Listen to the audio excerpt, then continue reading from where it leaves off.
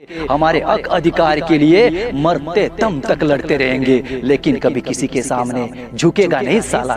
याद हमें किसी ने पूछा कि आप कौन हो, हमने जवाब नहीं दिया तो वे हमें वनवासी के नाम से पुकारने लगे, वे हमें ना जाने और क्या क्या नाम से पुकारने लगे। साहब हम चुप थे, इसका मतलब आप हमें किसी भी नाम से पुकारेंगे?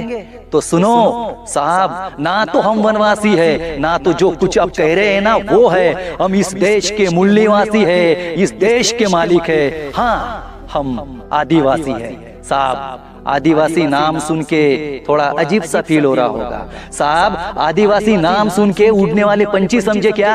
अब जंगल के शेर है, भगवान बिरसा मुंडा, वीर बाबूराव शर्मा के तंट्या, भील क्रांति सूर्य श्यामा दादा, रानी दुर्गावती, रानी जलकारी बाई, इन आदिवासी वीरों ने जल जंगल जमीन अधिकार के लिए अंग्रेजों से लड़ते लड़ते शहीद हुए। हमारे वनहक्क कानून के प्रवर्तक देवाजी तोपाजी का बुलंद नारा है, मावा नाटे मावा सरकार, आमच्या गावात आम्ही सरकार, दिल्ली मुंबईत आमचं सरकार। साहब ये हम यूं ही नहीं कहते, भारतीय संविधान ने हमें अधिकार दिया है। भारतीय संविधान की धारा 244 में 5वीं अनुसूची का प्रबंध है, और ये 5वीं अनुसूची आदिवासियों के लिए सिर्फ 5वीं अनुसूची नहीं है। ये जो 5वीं अनुसूची है ना, ये 5वीं अनुसूची आदिवासियों को हक अधिकार दिलाने वाली, उनके अस्तित्व को रखने वाली आदिवासियों की माँ है, और इसी माँ की गोद से पैसा कानून पैदा हुआ है जो पूरे भारत में 10 राज्य में लागू है।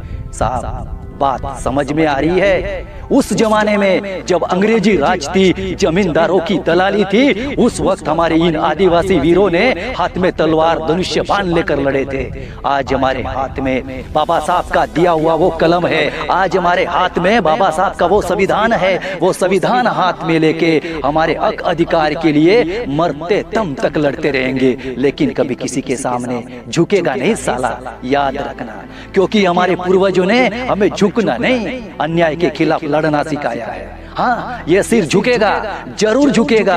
बॉर्डर पर तैनात उन वीर जवानों के लिए, छत्रपति शिवाजी महाराज के लिए, डॉक्टर बाबा साहब अंबेडकर के लिए, और भारत के तमाम उन वीरों के लिए। लेकिन ये चापलूसी करने वाले